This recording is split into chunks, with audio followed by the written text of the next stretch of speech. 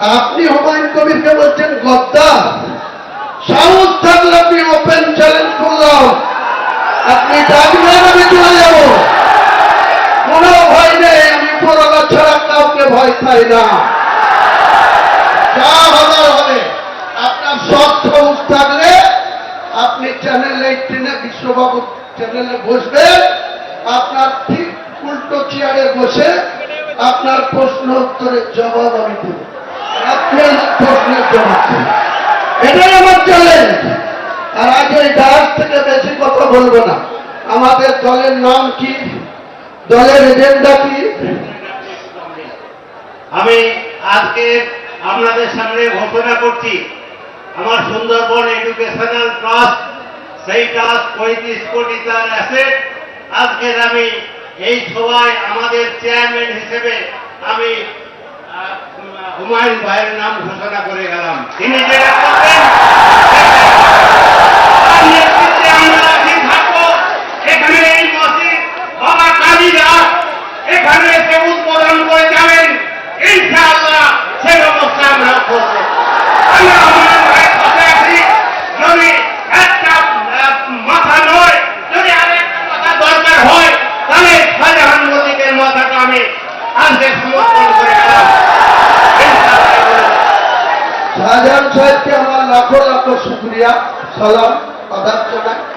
এত বড় একটা সিদ্ধান্ত জনমানুষের সামনে ঘোষণা করার জন্য আবার আমি আপনাকে সালাম জানাই।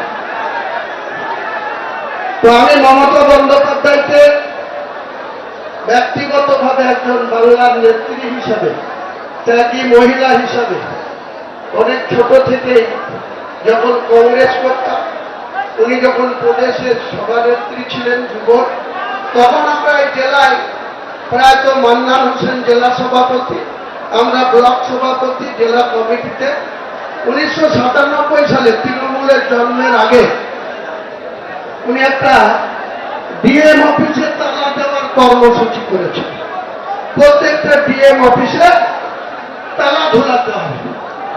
আমি সেই তালা ঝুলানোর নেতৃত্ব দিতে গিয়েছিলাম। ধ্রুব চ্যাটার্জি বলে একজন টাউন ওসি ছিল, অনেক লম্বা চওড়া ফিগার।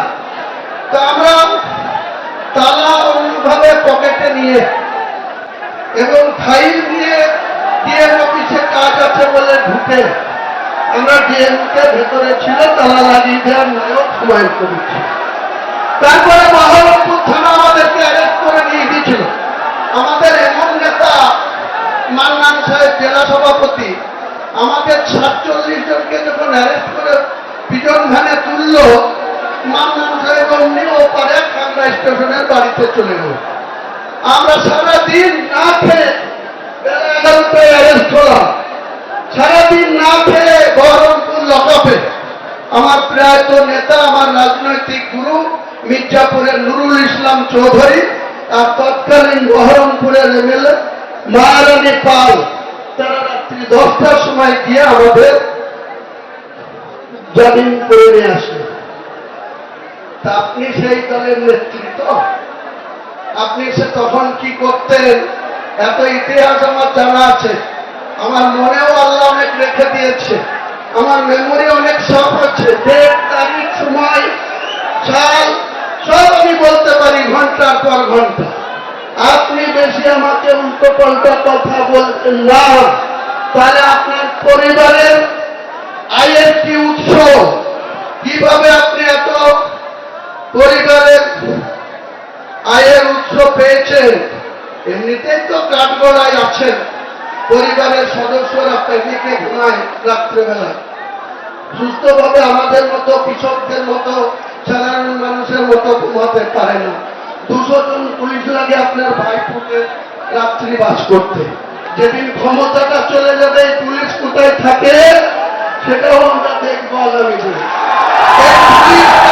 কাজ করে। আর মুর্শিদাবাদের পুলিশ প্রশাসনকে আমি আজকে আমাদের সাপোর্ট দেওয়ার জন্য ধন্যবাদ জানাবো। কারণ বিগত 6 তারিখে এই জেলার পুলিশ, রাজ্যের পুলিশ অনেক অসহযোগিতা করেছে। কালকে ছোট্ট একটা ঘটনা ঘটেছে, হুগলির একজন ব্যক্তি আতাহার সাহেব, তার বয়স 66 বছর। তিনি আমার দলের কমিটিতেও আছেন। তিনি আজ সকাল সকাল বাড়ি থেকে বেরিয়ে এখানে আসার কথা ছিল। রাত্রি 10টার সময় জনাব ফিয়াদ হাকিমের কিছু গুন্ডা গিয়ে তার বাড়িতে তার মিসেসকে, তার স্ত্রীকে, তার ছেলেকে অনেক হুমকি দিয়েছে। আমি ফিয়াদ সাহেবকে বলছি, আমার যেদিন মাথা গরম হবে সেদিন কিন্তু আপনাকে প্রয়োজন হলে ব্রিগেডের সভা থেকে লক্ষ লক্ষ লোক নিয়ে গিয়ে আপনার মেয়র অফিস ফিরব। দেখবো আপনি কত চুলকাতে পারেন লোককে, কত আপনি ক্ষমতা দেখাতে পারেন লোককে। এসব করবেন না আমার সঙ্গে। আমি এমনি খুব ভালো, আমি এমনি সাদা মাটা, এমনি মাছের ঝোল ভাত আর কুস্তুর বড়া খেয়ে আর আলু সিদ্ধ খেয়ে থাকি। তার মানে এই নয় আমার শক্তি মাপতে যাবেন না, জনগণই আমার শক্তি। মুর্শিদাবাদের প্রশাসনকে আমি বলছি, কয়েক জায়গায় গত কয়েকদিনে রানীনগরে, ইসলামপুরে, আরো কিছু জায়গায় মৃদ হুমকি এসছে যে হুমায়ুন কবিরের মিটিংয়ে যাওয়া যাবে না। এসব করেন না। চাকরি করছেন, চাকরি করেন, ল অ্যান্ড অর্ডার দেখার কাজ করেন, কারণ পাশা ঘুরে যাবে। আপনারা যে নেতার কথাই চলছেন, আপনারা একবার মনে করুন তো, বুদ্ধবাবু 235 নিয়ে 2006 থেকে 2011 ছিল। 2011 এসে একজন মাত্র এমপি ছিল, মমতা ব্যানার্জি, একা। 2004 থেকে নয়, কংগ্রেসের 6 ছিল, লেফট ফ্রন্টের 35 ছিল। পাশা ঘুরে গেল, কেবল মানুষ ঘুরিয়ে দিল। 2009 পরে 2011 মুখ থুবড়ে বলল 34-এর বামফ্রন্ট সরকার।